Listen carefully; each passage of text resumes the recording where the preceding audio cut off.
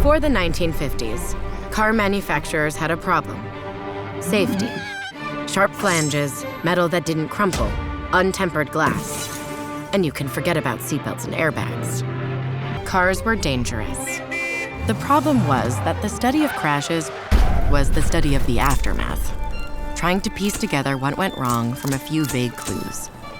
That's a pretty tough environment to learn from.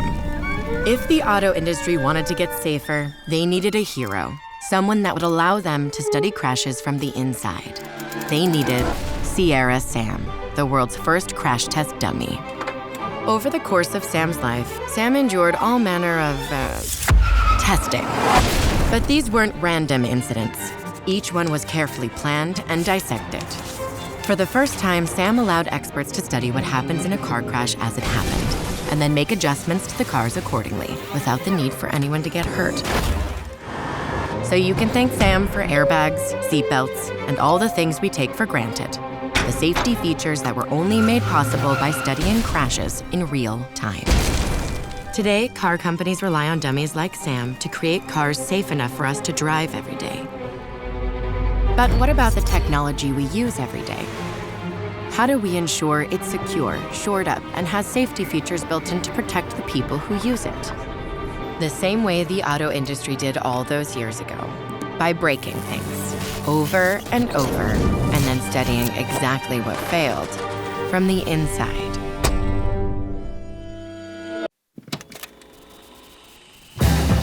When it's your job to keep billions of people safe online, you have to live and breathe and see the internet just like the attackers do. Because the only way to stop a hacker is to think like one.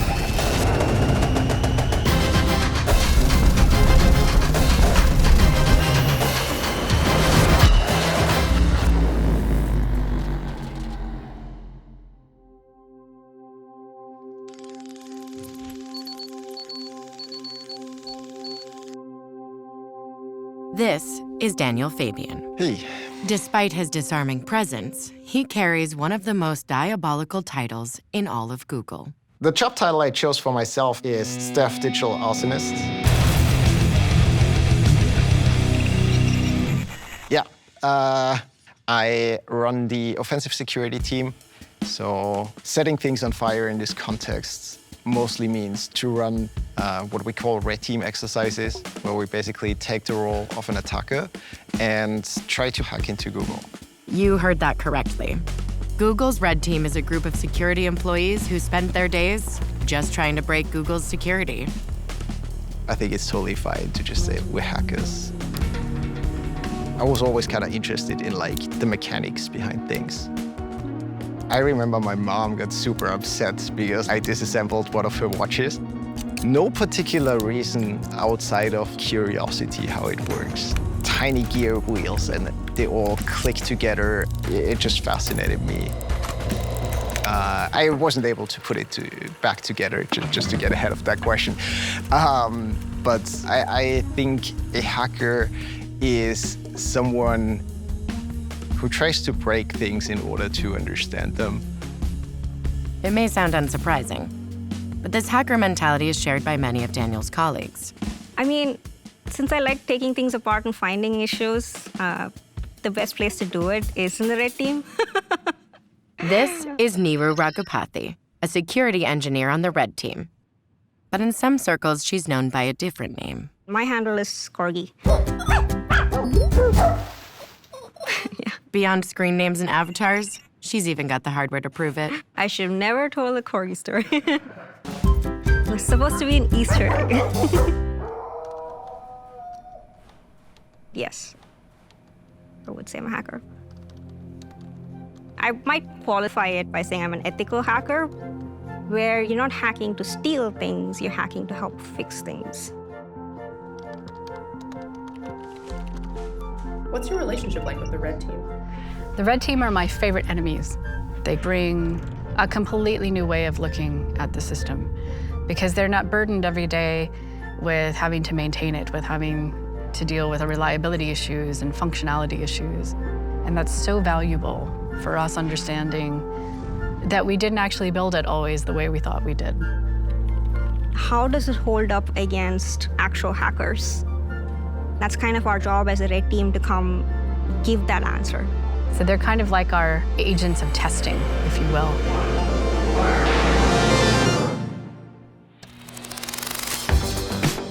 Just as car companies have different models and components to test, Google has different products and infrastructure, each with unique features and security controls. And it's the red team's job to put all of them through their paces. We'll let Daniel and Neeru give you some hits. Yeah, sounds good. We have targeted ads, we've targeted search, we've targeted Gmail, Google Cloud, Chrome, YouTube. Maps. What else did we target? You get it. Yeah, whatever. Every single Google product, each with its own security team dedicated to keeping it safe. And the red team, they've targeted them all. In fact, the mere mention of one red team exploit is enough to put security engineers in cold sweats. Ooh, yes. I have heard of the infamous plasma globe. One of the most creative exercises. Most memorable exercise. Anyone would fall for it. I heard about it, but it might have been before I joined Google. All right, so it's not the newest exercise, which is probably most apparent when discussing the target. Back when we ran the exercise, like the latest, newest, bestest Google product were Google Class. This can go wrong in about 500 different ways. So tell me now, who wants to see a demo of Glass?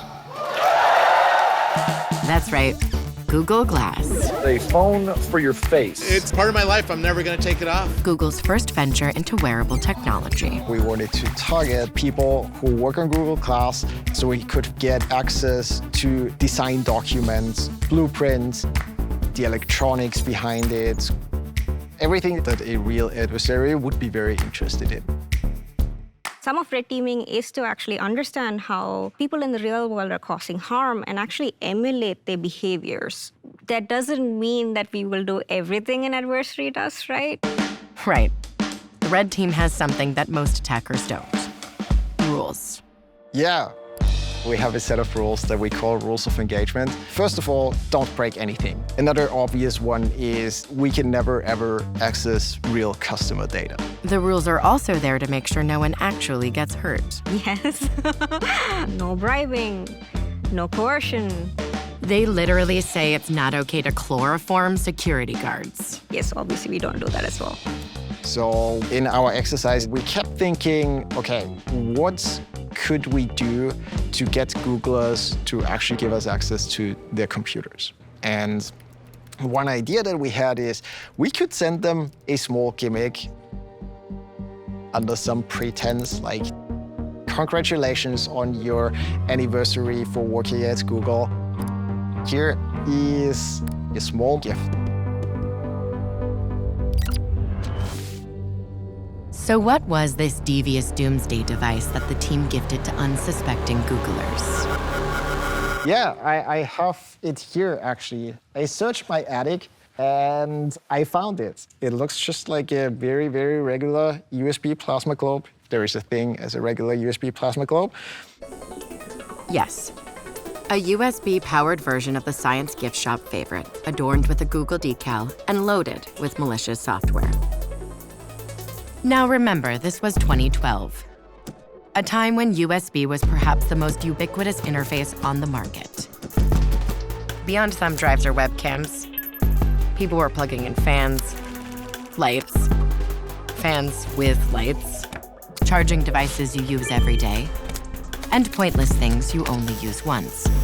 But once is all it takes.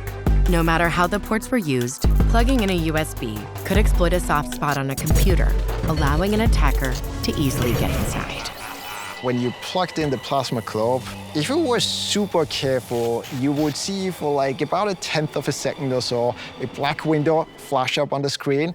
And that's when the plasma globe would send a series of keystrokes to the computer that would download our backdoor and install it on the computer, and that is that.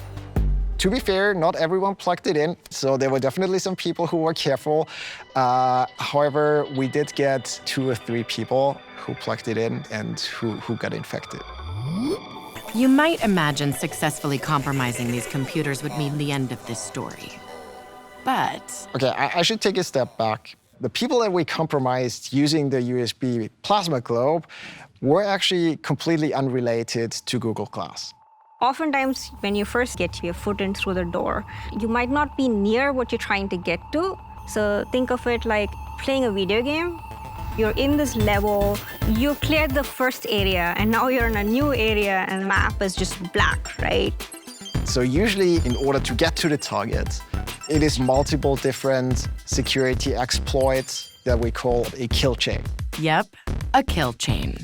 A string of different attacks that bring hackers progressively closer to their goal. Despite the plasma globe's cunning success, it was only the first link in the kill chain used to steal the plans for Google Glass. After we used the plasma globe, we were able to assume the identity of the person we had compromised. And then we could use the privileges to access anything that that user has access to, including their corporate email. The Red Team drafted fake emails using the stolen identities of the compromised employees and sent them to the real targets, who were busy working on Google Glass. At the very bottom of the email, there was a tiny image. And that image was loaded from a website that we built. That website would lift the target's digital fingerprints without them knowing. But for it to work, the target would first have to open the email. We were thinking, okay, what kind of email is interesting enough that people would actually open it, but on the other hand, not so interesting that they would discuss it with other people. And the topic that we settled on eventually was workplace ergonomics. Even small movements can add up to big damage when they are done repetitively. So like, how do you sit in a healthy way and make sure that you have the right posture, and that your desk is the right height, and that you like don't get back problems, that sort of thing. When force is applied, the damage is multiplied. Long story short is the email worked well. Emails were opened, targets were compromised, digital fingerprints were captured. It was time for the Red Team to get what they came for. So we presented those identifiers that we stole back to Google. And Google Drive thought, hey, that's the user that works on Google Glass and who has access to all the design documents and blueprints and everything related to Google Glass, and allowed us to download them. By any measure, this marked the successful completion of the exercise. But then we get really bold. Yes, we decided, okay, now we get all the blueprints, but it would be really cool if we got a physical pair of Google Glass glasses. The team pressed their luck and wrote a new email directly to one of the Google Glass team members. Okay, we need to pick up a Google Glass for like some VIP at Google, so we're gonna come to the office and pick it up. I hate lying to people, and I always get super nervous and anxious when I have to do that. So it turns out that we actually had like 1 or 2 grammar mistakes in there. The mistakes were enough that when they arrived at the office, there was no pair of Google Glass waiting for them. And they were instead met by Google's head of physical security. Common control. So yes, we did eventually get detected. That was kind of like the backflip where we then fell on our noses.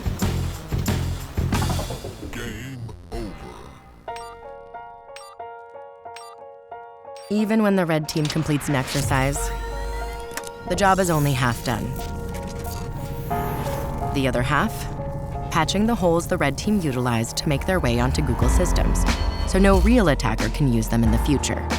In the case of the Plasma Globe exercise, the hole was quite literally that, a USB porthole in a computer, found on nearly every one of the hundreds of thousands of Google corporate machines, each one of them a potential point of entry for an attacker. Maybe a real attacker might not do the plasma globe thing, but they have a lot of opportunities, whether that's, USB keys kind of dropped in the car park, modifying, the mice that people plug into their devices, other things. And so understanding that is an attack, how do we ensure that this class of issue that we're dealing with, how do we make that go away so that, any USB device that you plug in isn't just open for an attacker to break in?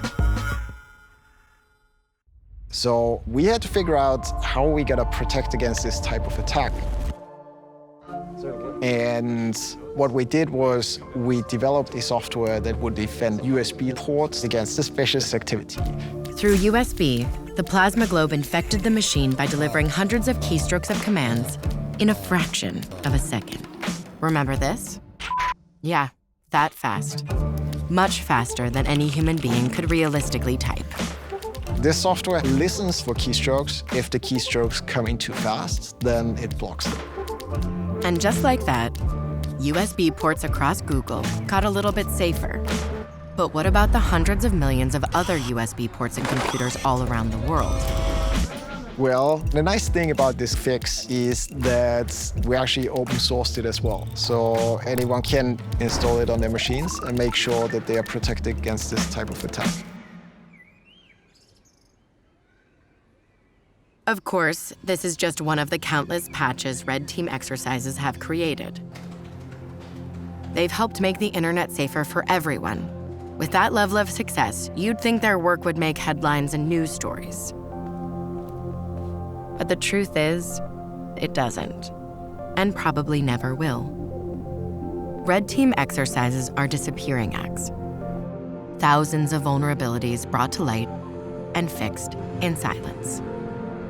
The only real mementos are stronger, safer products for the billions of people that rely on them.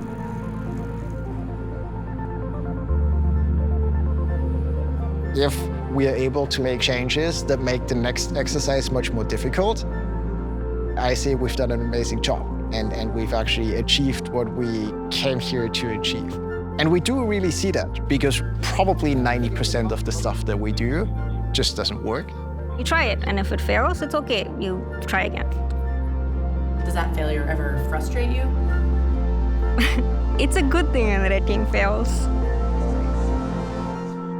That means that things are working well.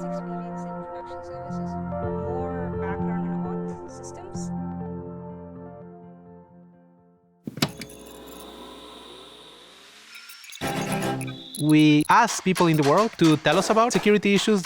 Nice catch. Nice catch. Nice catch. That's why it's called bug hunting. It's like hunting for bugs. These days, you could sell that vulnerability on the grey market, almost certainly to exploit users. We will keep paying you if you keep reporting bugs. They were going to pay $10,000. Whoa, very nice catch. Oh my God. The best hackers in the world are securing the internet and everything that runs on it.